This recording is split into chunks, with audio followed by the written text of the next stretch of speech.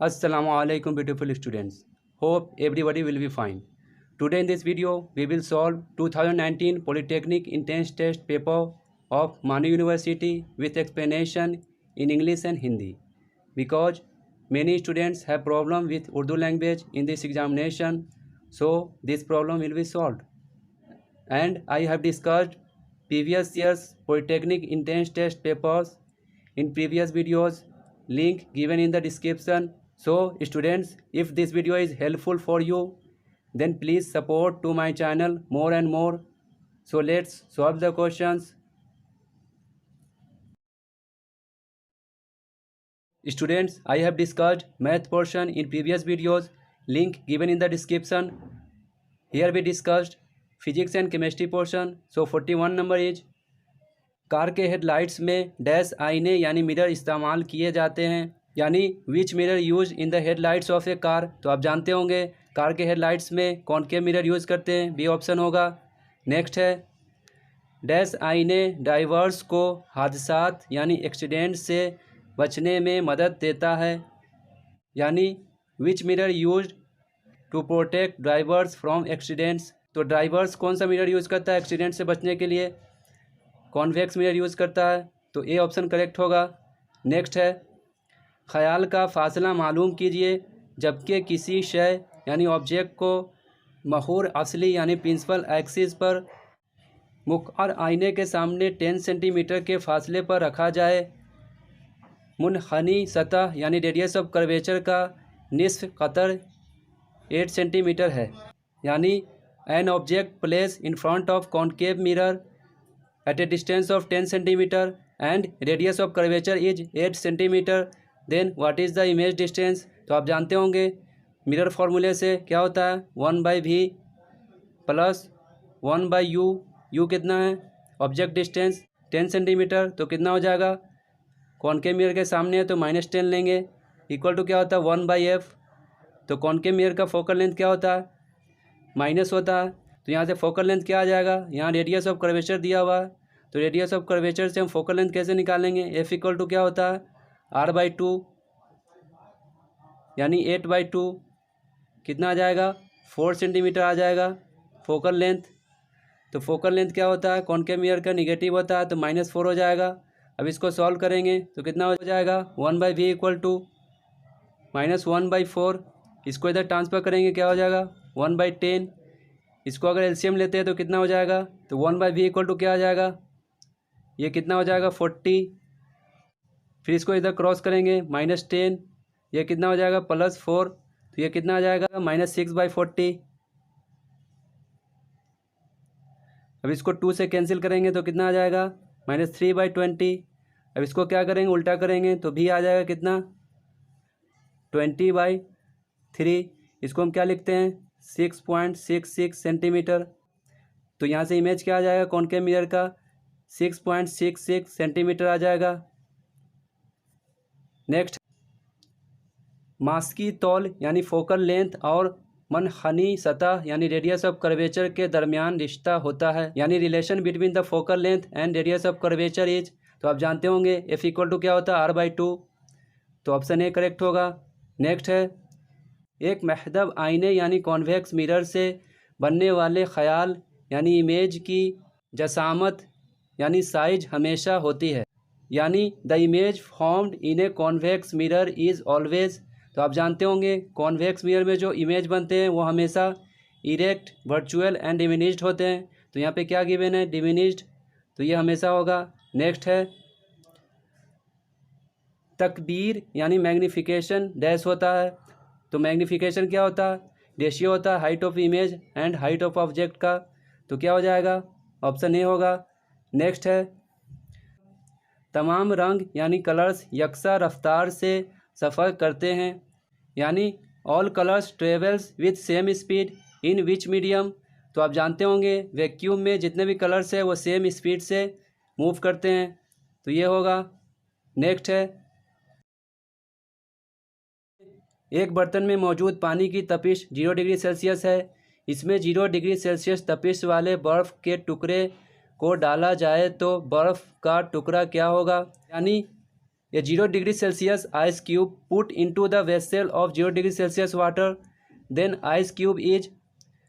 अगर हम 0 degree Celsius water में 0 डिग्री सेल्सियस वाले आइस क्यूब को डालते हैं तो क्या हो जाएगा, आइस क्यूब मेल्ट नहीं करेगा यानी नहीं पिघलेगा, क्योंकि टेम्परेचर सेम है 0 डिग्री सेल्सियस।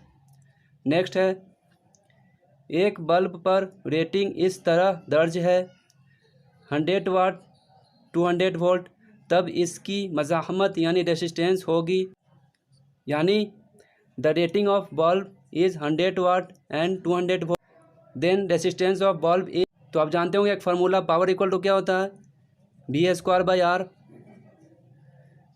पावर क्या गिवन है 100 वाट, वोल्टेज क्या है बल्ब का 200 वोल्ट, तो क्या हो जाएगा 200 का स्क्वायर बाई रेसिस्टेंस, 2 जीरो से 2 जीरो कैंसिल, तो यहाँ पे क्या बचेगा 400, तो रेसिस्टेंस यहाँ से क्या आ जाएगा 400 ओम आएगा, मगर यहाँ पे कोई ऑप्शन गिवन नहीं है, तो आपका करेक्ट आंसर यही है। नेक्स्ट है, अगर आपके जिस्म की मज़ाहमत यानी रेसिस्टेंस 10,000 ओम है और आप 12 वोल्ट की बैटरी के दोनों सिरों को पकड़ते हैं, तब इसके जिस्म से कितनी बरक़ीरों यानी इलेक्ट्रिक करंट गुजरेगी, यानी a body having a resistance of 10,000 ohm and a body touches the 2 terminal of a 12 volt battery, then electric current produced by a body is. तो आप जानते होंगे एक रिलेशन होता है ओम्स लॉ के द्वारा, V इक्वल टू क्या होता है IR। तो हमें क्या निकालना है, करंट निकालना है, तो क्या हो जाएगा V/R। वोल्टेज कितना है 12 वोल्ट, रेसिस्टेंस कितना है 10,000, तो कितना आ जाएगा, अगर इसको हम साइंटिफिक नोटेशन में लिखें तो 12 इंटू 10⁻⁻⁴ एम्पियर आएगा, तो डी ऑप्शन करेक्ट है। नेक्स्ट है,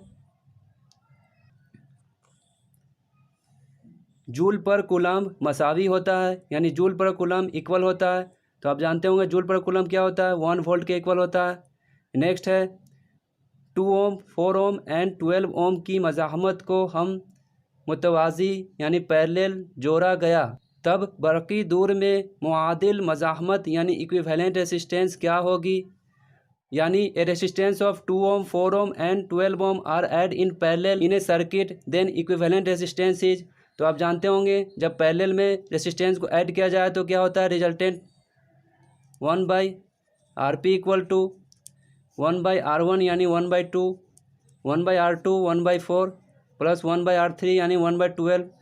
अब यहाँ पे क्या करेंगे, डिनोमिनेटर सेम कर लेंगे, इसको 12 बना लेंगे, तो क्या करेंगे 6 से मल्टीप्लाई डिवाइड करेंगे 12 आ जाएगा, इसको भी क्या करेंगे 3 से मल्टीप्लाई डिवाइड करेंगे तो 12 आ जाएगा।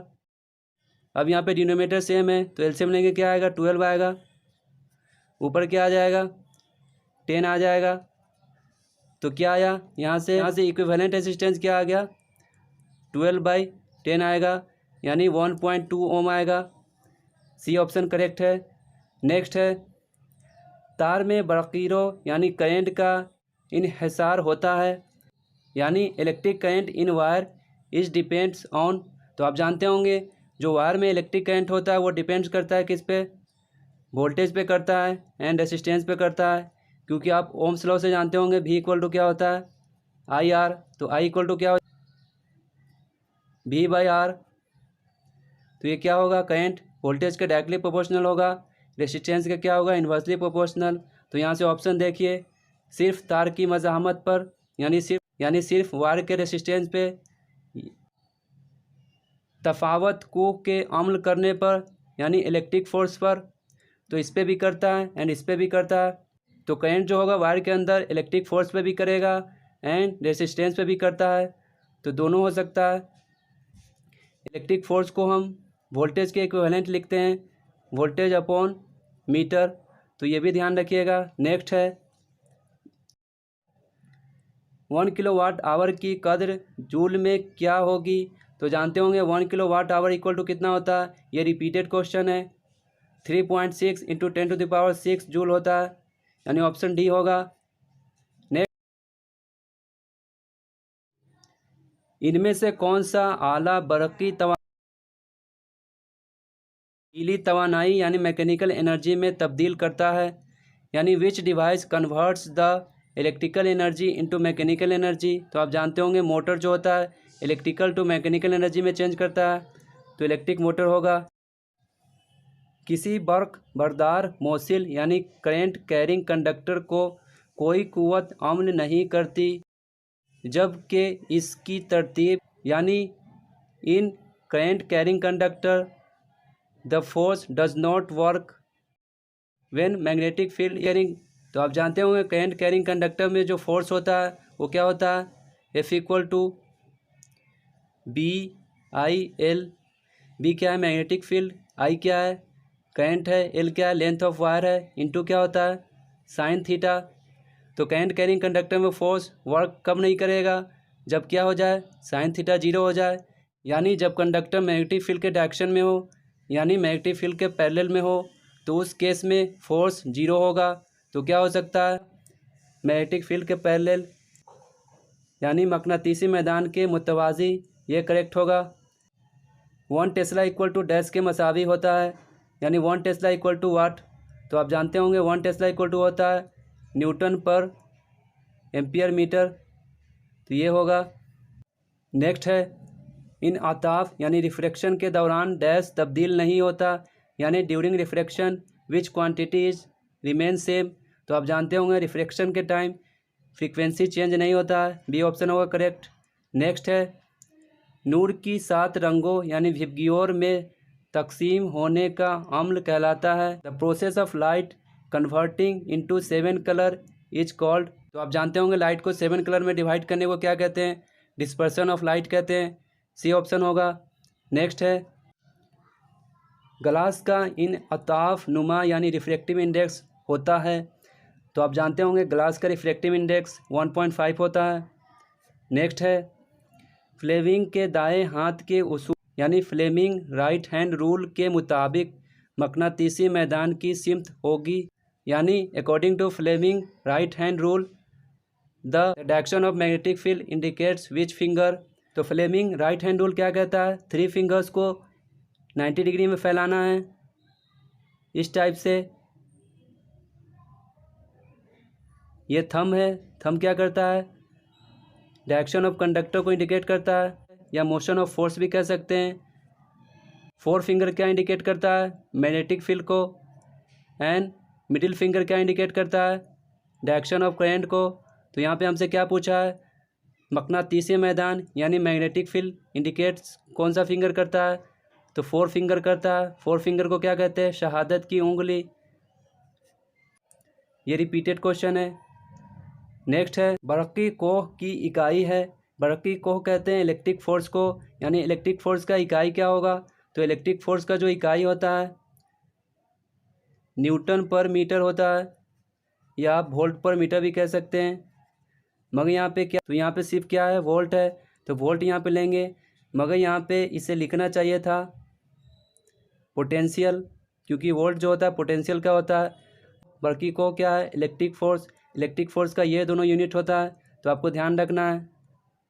नेक्स्ट थर्मस फ्लास्क हरारत की मुंतकली के तरीके को रोकती है, यानी thermal flask protect the which process of heat transfer. तो आप जानते होंगे थर्मल फ्लास्क जो होता है वो डिज़ाइन किया जाता है हीट को मेंटेन रखने के लिए, ताकि वो हीट बाहर ट्रांसफ़र नहीं कर सके। तो थर्मल फ्लास्क से हीट का ट्रांसफ़र नहीं हो पाता है, न रेडिएशन से, न कंडक्शन से, न कन्वेक्शन से।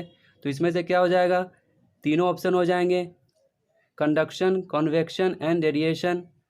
तो ये तीनों प्रोसेस है, तो डी ऑप्शन करेक्ट होगा ऑल ऑफ दीज।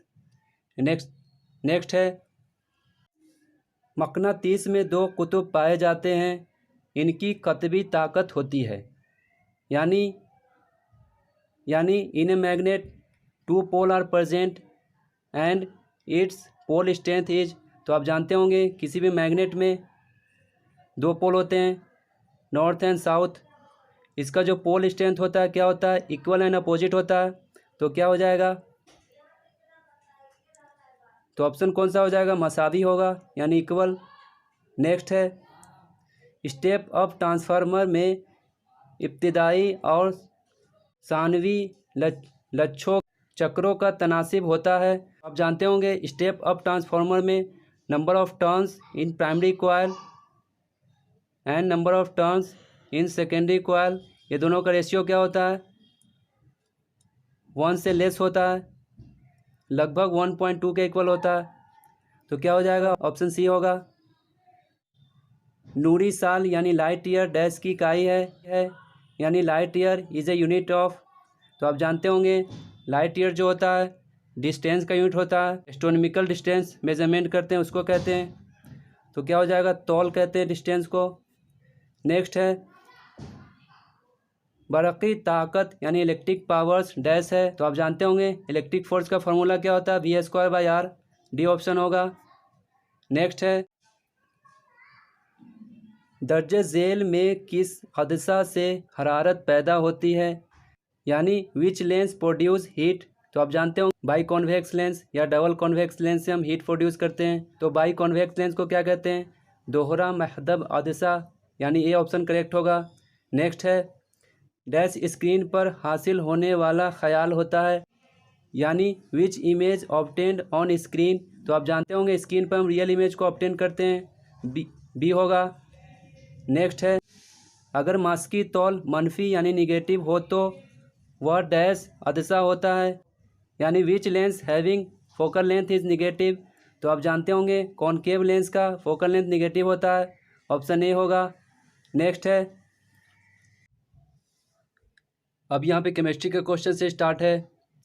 तो 71 नंबर है Rn अलामत वाला आंसर यानी एलिमेंट कौन सा है यानी Rn कौन से एलिमेंट का सिंबल है। तो आप जानते होंगे Rn रेडॉन को कहते हैं, ये एक इनर्ट गैस होता है, नोबल गैस एलिमेंट, ये ग्रुप 18 में पाया जाता है।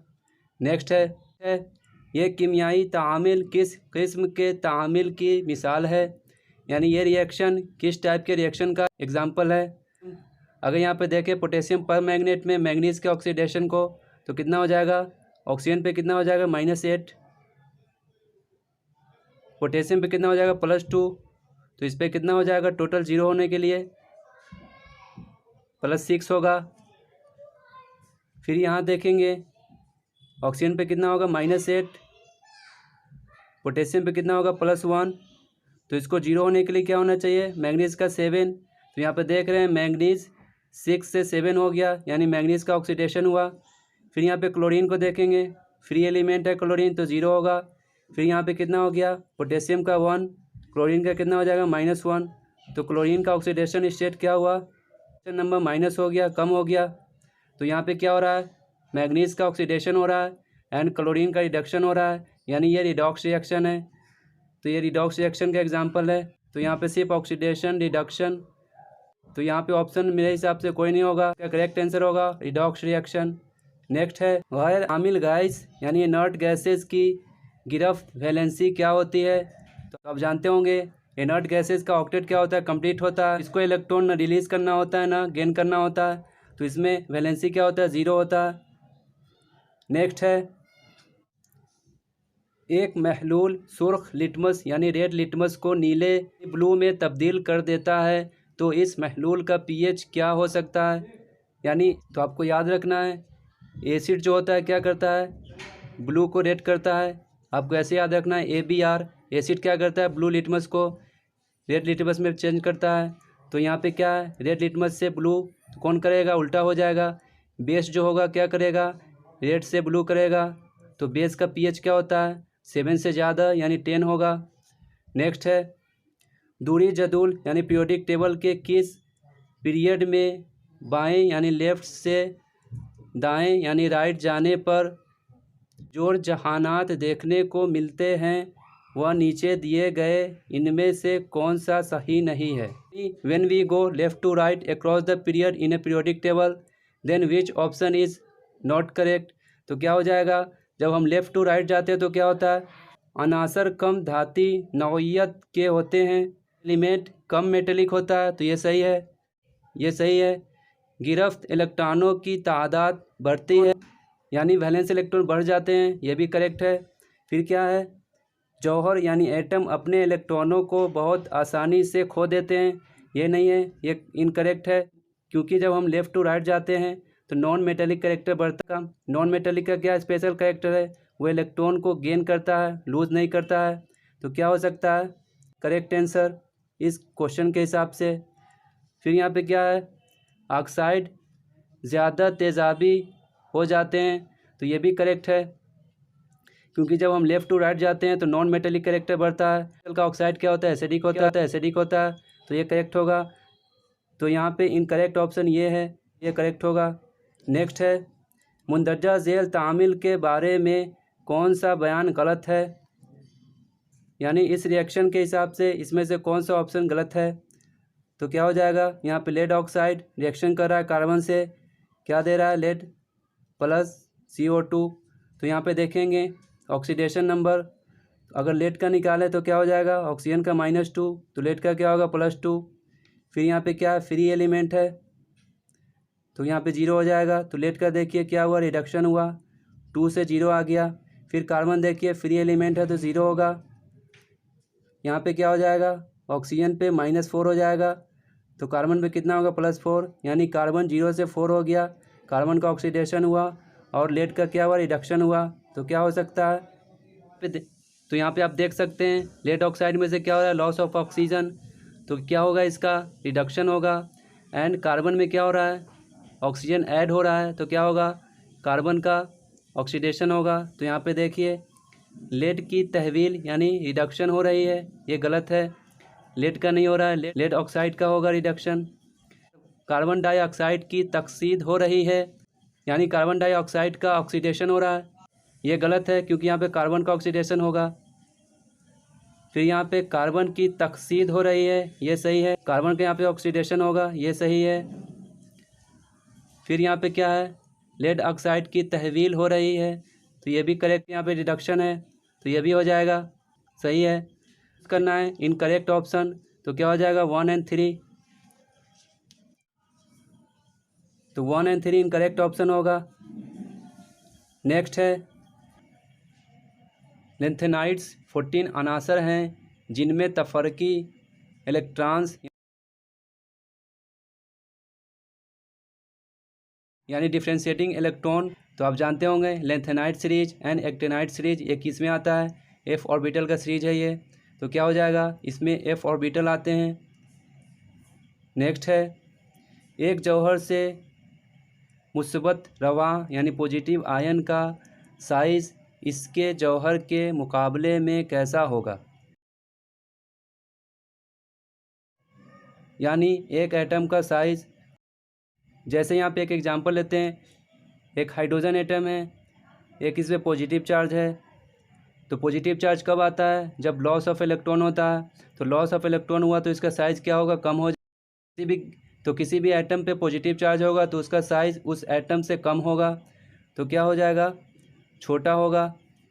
नेक्स्ट है, मुंदरजा झेल में इलेक्ट्रॉनिक रग़बत यानी इलेक्ट्रॉन एफिनिटी सबसे ज़्यादा है, तो इलेक्ट्रॉन एफिनिटी मैक्सिमम पूछा है किसका होगा, तो यहाँ पे क्लोरीन है, ब्रोमीन है, फ्लोरीन है एंड सब हेलोजन ग्रुप के एलिमेंट हैं।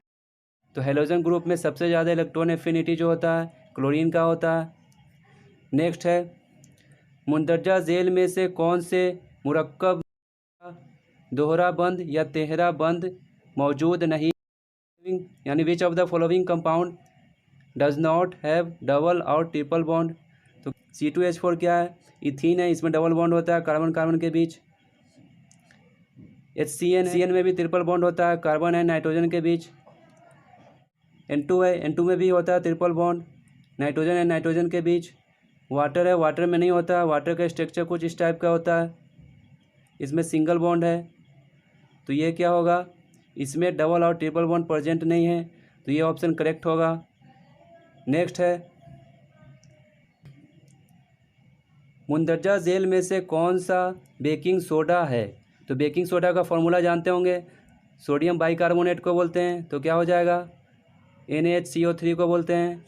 नेक्स्ट है, 4 ग्राम सोडियम हाइड्रोक्साइड को 100 मिलीलीटर महलूल में हल किया जाए तो इस महलूल की नॉर्मालिटी क्या होगी, यानी 4 ग्राम सोडियम हाइड्रोक्साइड को 100 मिलीलीटर डिसॉल्व किया जाए तो रिजल्टिंग सॉल्यूशन की नॉर्मलिटी का फॉर्मूला जानते होंगे। Number of gram equivalent in 1 litre of solvent, तो क्या हो जाएगा, नंबर ऑफ ग्राम इक्विवेलेंट कैसे निकालेंगे, वेट अपॉन इक्विवेलेंट वेट, तो वेट कितना है 4 ग्राम। इक्विवेलेंट वेट कैसे निकालते हैं किसी भी कंपाउंड का, मोलिक्यूलर मास NaOH का कितना होता है 40 बाई रिप्लेसेबल हाइड्रोजन, तो इसमें रिप्लेसेबल हाइड्रोजन या OH कितना है 1 है, तो क्या होगा 1 से डिवाइड करेंगे, इसका इक्विवेलेंट नंबर है ये, तो ये क्या आ जाएगा, इक्विवेलेंट मास आ जाएगा by in 1 litre of solvent, मगर यहाँ पे क्या है 100 ml है, तो इसको लीटर में चेंज करेंगे, 1000 से क्या करेंगे डिवाइड देंगे, तो क्या आ जाएगा, ये आ जाएगा कितना 4 से 4 कैंसिल, यानी 1/10, फिर ये 1000 ऊपर जाएगा,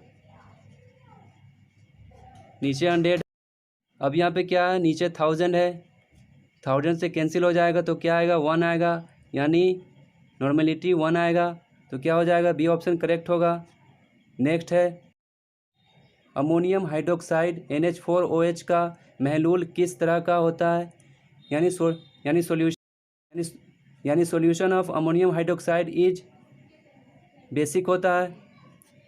नेक्स्ट है 10 मिलीलीटर N2 और 30 मिलीलीटर H मुत्हद होकर कितने मिलीलीटर NH3 बनाएंगे, यानी 10 ml of N2 is mixed with 30 ml of H2 give how much amount of NH3, तो इसको रिएक्शन से समझेंगे, H2 प्लस N2 क्या होता है NH3 होता है, मगर इस रिएक्शन को हमें बैलेंस करना होगा 3H2, तो यहाँ पे क्या होगा 2NH3, तो यहाँ पे देख सकते हैं, यहाँ पे लिमिटिंग रिएजेंट का कॉन्सेप्ट लगाएंगे, यानी जो मिनिमम अमाउंट होगा उसको हम लेंगे। यहाँ पे आप देख सकते हैं 1 volume of N2 give 2 volume of NH3, so 10 ml volume gives 2 into 10 ml volume of NH3, तो कितना हो जाएगा NH3 का अमाउंट 20 ml हो जाएगा, बी ऑप्शन करेक्ट होगा।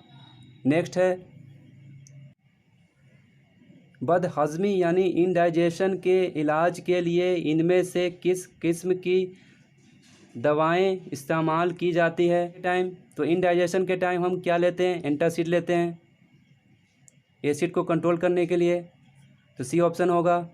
नेक्स्ट है नामियाती मरकबात यानी ऑर्गेनिक कंपाउंड्स में सबसे पहला मुरक्कब जो तजुर्बा खाना यानी लेबोरेटरी में तैयार किया गया वह कौन सा था, first organic compound which is obtained from inorganic compound और laboratory is urea which is made by the Wohler scientist होंगे। लेबोरेटरी में सबसे पहला ऑर्गेनिक कंपाउंड यूरिया बनाया गया था जो ओलर साइंटिस्ट ने बनाया था, जो विटाल फोर्स थ्योरी को क्या करता है अपोज करता है। तो यूरिया जानते होंगे क्या होता है NH2CO इसका मोलिकुलर मास जो होता है 60 होता है, तो सी ऑप्शन करेक्ट होगा। नेक्स्ट है कार्बन की चौगिरफ्ती यानी टेट्रावैलेंसी ऑफ कार्बन को पेश करने वाले साइंसदान का नाम क्या था, यानी tetravalency of carbon proposed by which scientist, तो आप जानते होंगे टेट्रावैलेंसी ऑफ कार्बन किकुली ने दिया था, किकुली ने एक और दिया था बेंजीन का स्ट्रक्चर। नेक्स्ट है नामियाती मरकबात यानी ऑर्गेनिक कंपाउंड्स में मौजूद नाइट्रोजन सल्फ़र और हाइड्रोजन की जांच के लिए जो लेसेगेंस टेस्ट किया जाता है इसमें इस्तेमाल होने वाली धातु कौन सी है, यानी which metal is used Lassaigne's test to determine the nitrogen sulphur and halogens in an organic compound. तो आप जानते होंगे ऑर्गेनिक कंपाउंड में नाइट्रोजन सल्फ़र एंड हेलोजन का प्रेजेंस पता करने के लिए लेसेगेंस टेस्ट में हम सोडियम मेटल का इस्तेमाल करते हैं, तो ये ऑप्शन होगा करेक्ट। नेक्स्ट है कार्बन कार्बन बंध की लंबाई सबसे कम किस में होती है, तो आप जानते होंगे कार्बन कार्बन बॉन्ड लेंथ सबसे कम किस में होता है, ट्रिपल बॉन्ड में होता है यानी इथाइन में होगा। नेक्स्ट है दूरी जदूल के अनासर में वह कौन सा अंसर है जो सबसे ज़्यादा कैटेनेशन की सलाहियत रखता है। यानी which element of A periodic table having catenation property. तो आप जानते होंगे कार्बन की कैटेनेशन प्रॉपर्टी बहुत है, इसीलिए कार्बन के कंपाउंड्स ऑर्गेनिक में बहुत सारे हैं, लगभग 5 मिलियंस है। ब्लीचिंग पाउडर का कीमियाई फार्मूला क्या है? तो ब्लीचिंग पाउडर आप जानते होंगे CaOClCl या CaOCl2 होता है, डी ऑप्शन होगा। नेक्स्ट है आंसर X एक क्लोराइड बनाता है जिसका फार्मूला XCl2 है, जो एक ठोस है, इसका नुक्ता गदाखत यानी मेल्टिंग पॉइंट बहुत ज़्यादा है। इस बात का कौवी इम्कान है कि X दूरी जदूल के इसी ग्रुप में होगा जिसमें ये होगा। यानी मेट है जो क्लोराइड बनाता है इस टाइप का XCl2। तो आपको यहाँ से पता चल गया होगा कि जो वैलेंसी होगा X का कितना होगा, 2 होगा, क्योंकि यहाँ क्रॉस करेंगे वैलेंसी तो ये कंपाउंड बनेगा। और जो एलिमेंट है वो कैसा है, सॉलिड फॉर्म में है, उसकी मेल्टिंग पॉइंट क्या है, हाई है। तो हमें पता करना है कि वो कौन सा एलिमेंट है। तो यहाँ पे देख सकते हैं, अगर इसको हम आयन में ब्रेक करें तो क्या होगा, X पे +2 आएगा, Cl पे क्या आएगा, -+2 चार्ज आता है, जिस पे 2 वैलेंसी होता है। तो यहाँ पे 2 वैलेंसी वाला कौन सा एलिमेंट है, एक मैग्नीशियम है जो सेकेंड ग्रुप में पाया जाता है, एल्युमिनियम पे +3 होता है, सोडियम पे +1 होता है। नेक्स्ट है इथाइलिन कौन से मरकबात का एक मेंबर है, यानी ethylene is a member of which compound. तो आप जानते होंगे इथाइलिन हम किसको बोलते हैं, इथीन को बोलते हैं, C2H4 को। तो ये क्या है, इसमें डबल बॉन्ड है, ये किस में आता है, एल्केन में नहीं आता है, पैराफिन में भी नहीं आता है, एल्काइन में भी नहीं आएगा क्योंकि इसमें ट्रिपल बॉन्ड है, ओलिफिन में आता है डबल बॉन्ड। नेक्स्ट है बेंजीन साल्मे में जुमला सिग्मा और जुमला पाई बॉन्ड्स की तादाद क्या होगी, यानी बेंजीन में, यानी number of pi bonds and sigma bonds in benzene. तो बेंजीन का स्ट्रक्चर बनाए तो क्या होता है, इस टाइप का होता है, अल्टरनेट डबल बॉन्ड होते हैं, और सब कार्बन के पास क्या, एक एक हाइड्रोजन है।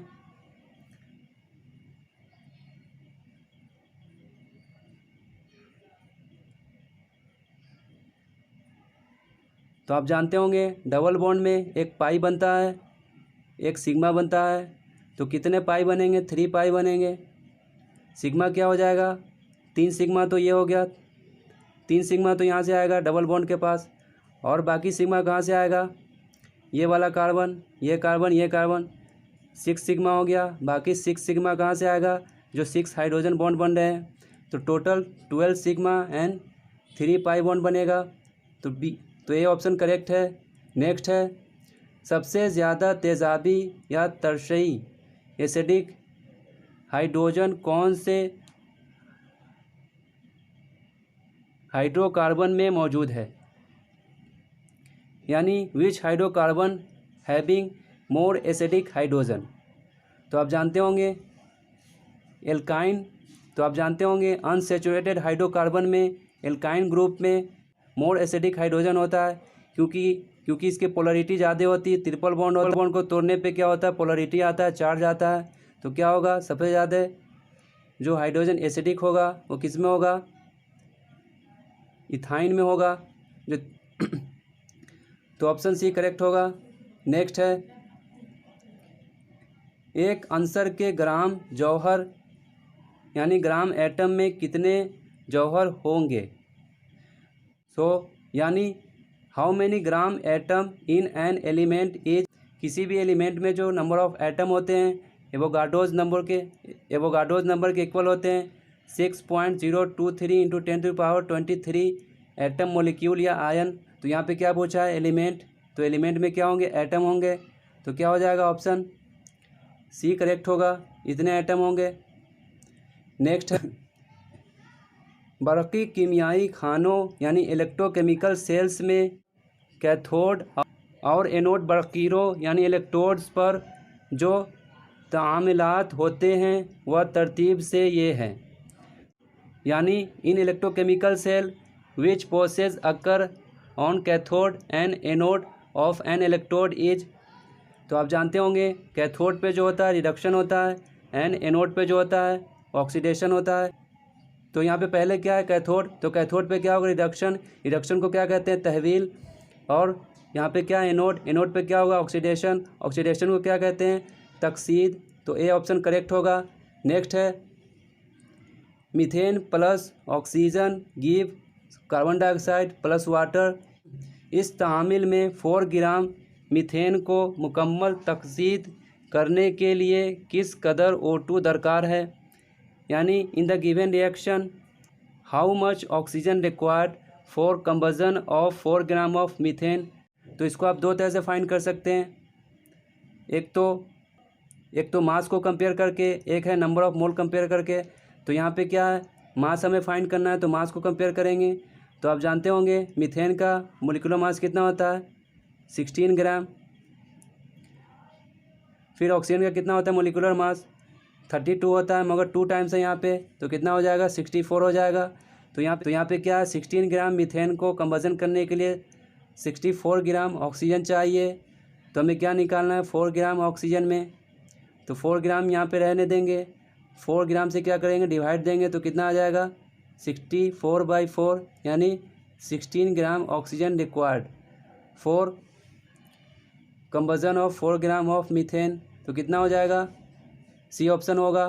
नेक्स्ट है 10 मिलीलीटर NaOH का महलूल 8 मिलीलीटर HCl के महलूल से पूरी तरह तादील हो जाता है।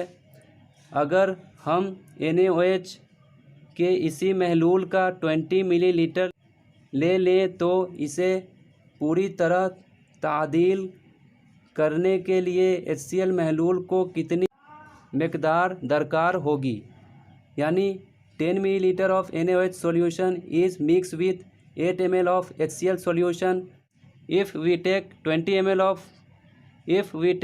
ml of NaOH solution from resulting solution, then what is the quantity of HCl corresponding to the 20 ml of NaOH solution। तो क्या होगा, तो यहाँ पे मिक्सचर की बात हो रही है, तो मिक्सचर में क्या करते हैं दो कंपोजिशन के रेशियो को हम इक्वल करते हैं। तो पहले जो सॉल्यूशन मिला था, पहले जो सॉल्यूशन था क्या था 10 ml था NaOH का, 8 ml किसका था HCl का था। फिर कोई रिजल्टिंग सॉल्यूशन यहाँ पे बना, उसमें से 20 ml NaOH का लिया गया, तो HCl, तो उस सॉल्यूशन में HCl कितना होगा। तो यहाँ पे क्या करेंगे रेशियो को इक्वल करेंगे। यहाँ पे देखिए 10:8 का रेशियो था, तो यहाँ पे क्या हो गया 20, यानी इसको 2 से मल्टीप्लाई किया है, तो इसको भी 2 से करेंगे तो यहाँ पे कितना हो जाएगा 16 लीटर रिक्वायर्ड होगा। तो ये हो जाएगा डी ऑप्शन। नेक्स्ट है पेंटेन C5H12 के कितने हम रुतबी साख़तें हो सकती है। हम रुतबी कहते हैं आइसोमर को, यानी how many isomers are possible of pentane. तो आप जानते होंगे आइसोमर क्या होता है, जिसका मोलिकुलर मास सेम हो बट डिफरेंट स्ट्रक्चर हो। तो क्या करेंगे पहला स्ट्रक्चर जो होगा पेंटेन का नॉर्मल ले लेते हैं, जो स्ट्रेट चेन में हो तो नॉर्मल पेंटेन होगा। दूसरा क्या होगा एक ब्रांच लेंगे, ये 4 कार्बन हो गया, एक ब्रांच यहाँ पे लेंगे तो इसको कहते हैं आइसोपेंटेन या सेकेंड डिग्री। फिर क्या लेंगे 2 ब्रांच लेंगे, 3 कार्बन हो गया, एक यहाँ पे ब्रांच एक यहाँ पे ब्रांच, तो ये देख रहे हैं 3 डिग्री हो गया, तो इसको हम बोलते हैं नियो पेंटेन। तो क्या हो जाएगा 3 isomer are possible of pentane. तो पेंटेन के 3 आइसोमर पॉसिबल होंगे, तो 3 आंसर होगा। So students, I have discussed total 100 question in 2 parts. I hope it will be help you. If this video is helpful for you then please support to my channel, and if any doubts regarding these questions then please comment your questions in the comment box. I try to reply your answer. Thanks for watching.